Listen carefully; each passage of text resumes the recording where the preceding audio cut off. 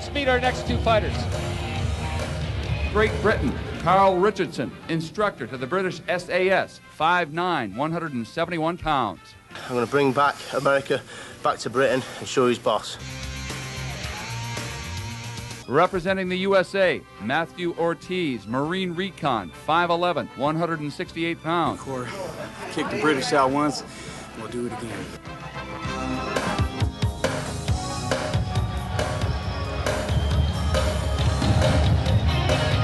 Ladies and gentlemen, our fourth bout of the evening, representing the world, the British paratrooper and commando, Lance Corporal Carl Richardson. Representing the USA, from the U.S. Marine Recon, Matthew Ortiz.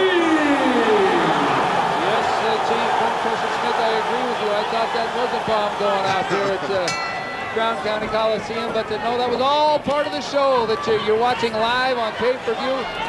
Hope you're enjoying it. We got Carl Richardson from the British SAS.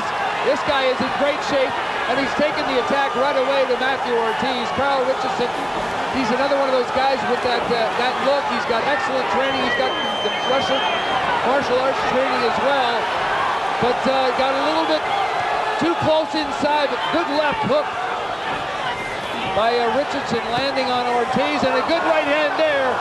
Referee steps in, he says that's a slip. Cleans the gloves off and lets him go. Oh, good overhand right by Richardson, but he takes two to pick up one as Ortiz with a good job of counterpunching, but there's a classic mistake, Danny. Ortiz weathers the first attack, but then stops defending himself. Yes, Ortiz is in a little bit of trouble right here, as you can see. He's getting a little fatigued, his arm's getting pretty heavy, he's going to be going down here pretty soon. He's got to protect himself. He can't do a very good job of that when his hands are down by his waist. That's a push. He's very tired now, and he needs those punches. He settle down and throw some big punches. Once again, you know, you can't emphasize enough the fact that these guys, while they're great fighters and great boxers and finely trained athletes with no previous experience in the ring, there's no preparation for the kind of barrage they're facing. As Richardson is all over Ortiz with lefts and rights, but you know what? He didn't get a knockdown. So we've had saved by the bell. We've had one round of fighting. Richardson was all over Matthew Ortiz, an active Marine Recon scout, but was unable to finish him off and get the knockdown. So this fight, for all intents and purposes, is still tied, although coming up in round two, I kind of like the fact that Richardson's pretty much in control of this fight. Well, he's standing up. He's not even sitting down. He's in better condition. He gets a little lower in his stance, as you can see, and Ortiz really doesn't know which side he wants to fight off of, left or right. He's just throwing, bombs. There's no question about his character, his desire, his commitment, but at the same time, I don't think he has the type of training for this style of fighting. Take a look at the intensity, and when we come back out of this replay of Carl Richardson in the corner for Team World, this guy is a very scary-looking individual, member of the British SAS. He's a fitness trainer now. He's just recently out of the service, and he was actually talking about coming over to North America and maybe opening up business here, and this would be a great way to do a little bit of self-promotion. He was all over Matthew Ortiz in round one. This is round two, as are all of our fights this evening. 3 1.5-minute rounds. There's no scoring by the judges. The only scoring comes when there's a knockdown, and I'm not quite as psychic as James Bonecrusher Smith, but I'm thinking we're going to be seeing a knockdown here in the not-too-distant future, and I don't think it's going to be Richardson going down. Matthew Ortiz, active Marine Recon scouts, in a whole lot of trouble. Big right hand that got things started there by Carl Richardson. Now he's got to measure up his punches, find out where he is, and finish him off. He can't fiddle around and waste his shots now. No, I think if Richardson goes to the body, Ortiz is going down anyway. As soon as he goes to the body, he's going to melt his legs right there. He called it out. It's over.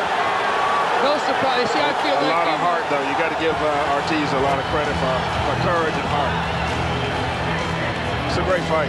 It's over. Carl Richardson from Team World has given his team a victory. They're now on top of the team competition. So, hey, I don't.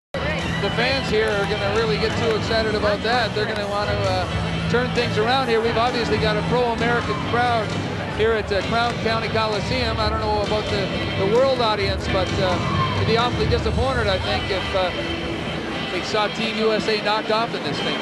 Take a look at the replays here, Danny, and we see that it was as we expected. He just picked up where he left off in round 1. Well, right at the end there, you saw him throw a wrenching hook right to the kidney. And, you know, the body shot just took Ortiz right on down. I mean, he was ready to go down anyway. You know, God bless him. You know, he showed a lot of character. He's a Marine recon. He's tough. He's up on the stool now. That's a good sign. Second round, the winner by knockout, Lance Corporal Carl Richardson. The score after that bout is the World 2, USA 1.